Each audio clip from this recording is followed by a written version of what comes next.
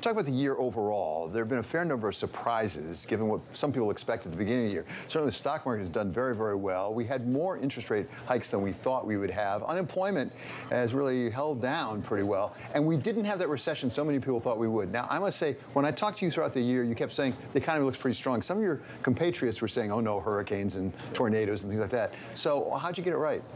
Well, we just try to follow the data, and I think there were unexpected events. There are unexpected events in every year, and so whether it was the regional banking crisis early on in the year, or whether it was another, the Hamas attack on Israel on October 7th, whether it was escalation and continuation in Ukraine, whether it's the tensions in China, these are all things that happen, and they go on all the time. But what we look at is what goes on in our core customer base, and we try to talk about what is going on as opposed to what could go on, and plan for what could go on. And that's been relatively strong, and our team, the spending continues even today at about 4 to 5% over last year, half the growth rate of 22 to 21, showing the consumer has slowed down, consistent with inflation getting under control, consistent with the Fed using the rate structure to choke off some of the activity, and it's happened.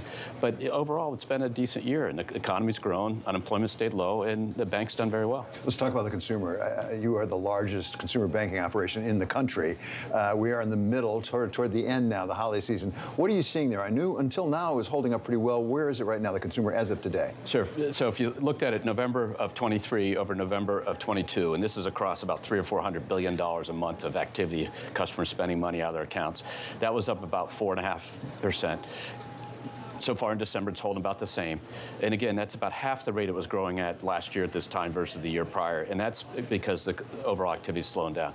What's been interesting is it's broadened out to all things. There were these periodic things since the pandemic. First, people holed up and bought stuff for their house. Then they started to go out and travel some. Then they went to restaurants. Then they had another set of travel, different kind of travel, international travel. And then they got to concerts and things. That's all through the system. And now you see it spending kind of evenly across. Retail stores are doing fine. Online sales are strong. They're all up with 2-3%, flattish, 2-4%, depending on what it is. So everything's kind of normalized for the U.S. consumer and how they're spending money. They are in very good shape.